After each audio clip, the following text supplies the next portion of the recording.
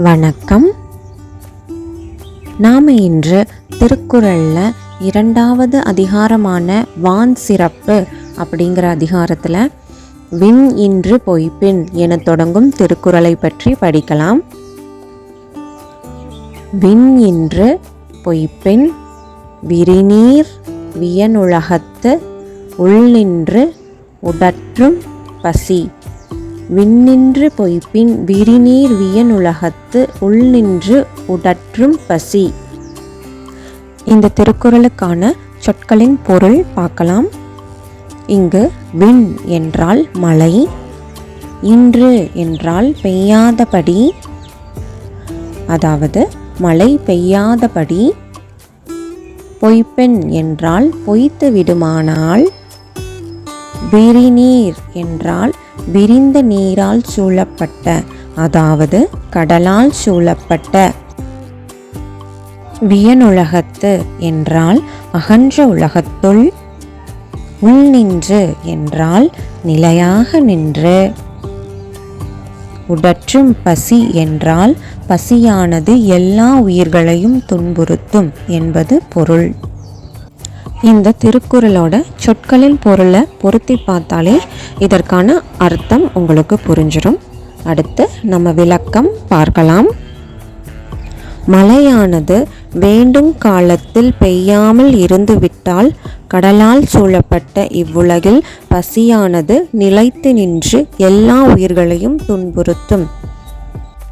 இந்த திருக்குறளில் 2 சொற்களை கவனித்து பாருங்க. அது என்னன்னா, விரிநீர் வியனுலகத்து. விரிந்த நீரால் இவ்வுலகம் சூழப்பட்டிருந்தாலும் கூட, அதாவது கடலால் இவ்வுலகம் சூழப்பட்டிருந்தாலும் கூட மழை இல்லையேல் இவ்வுலகம் பசியால் துன்பப்படும் என்கிறார் திருவள்ளுவர். கடல் நீரால் இந்த உலகம் சூழப்பட்டாலும் கூட அந்த கடல் நீரை நம்ம உணவுக்கோ இல்லை உணவு உற்பத்திக்கோ, அதாவது வேளாண்மைக்கோ நேரடியாக பயன்படுத்த முடியாது. காரணம் என்னன்னா அதோட உப்புத்தன்மை. பேர் கிரில்ஸ் அவரோட காணொளி டிஸ்கவரி சேனலில் நிறைய பேர் பார்த்துருப்பீங்க. அதில் நம்ம பார்த்துருக்கோம் இல்லைங்களா, அவர் கடலில் மாட்டிகிட்டு இருக்கும்போது அவர் குடிக்கிறதுக்காக மழை நீரைத்தான் பயன்படுத்துவார். மழை வராத சமயங்களில் அவர் என்ன பண்ணுவார், கடல் நீரை ஒரு பாத்திரத்தில் பிடிச்சி அதை நல்லா சூடு பண்ணி அதிலிருந்து வர ஆவியை சேகரித்தா நீர்த்துளிகளாக மாறும். அந்த நீர்த்துளிகளை சேகரித்து அதை தான் குடிக்கிறதுக்கு பயன்படுத்துவாங்க. இதை எதுக்காக சொன்னேன்னா, ஒரு எடுத்துக்காட்டுக்காக சொன்னேன். கடல் நீரை நேரடியாக பயன்படுத்த முடியாது நம்மால். உங்களுக்கு ஒரு கேள்வி எழலாம், கடல் நீரை நன்னீராக மாற்றும் தொழில்நுட்பம் தான் இருக்கே அப்படின்னுட்டு. ஒரு விஷயம் நம்ம புரிஞ்சுக்கணும், அது பொருளாதார அடிப்படையில் ஆதாயமற்றது, அதனால் அது சாத்தியப்படாது. எப்போதுமே மழை நீர் அல்லது அதன் மூலமாக நமக்கு கிடைக்கும் ஆற்று நீர், ஏரி நீர், ஊற்று நீர் மற்றும் நிலத்தடி நீர் ஆகியவையால் மட்டுமே நமக்கு உணவு சாத்தியப்படும்.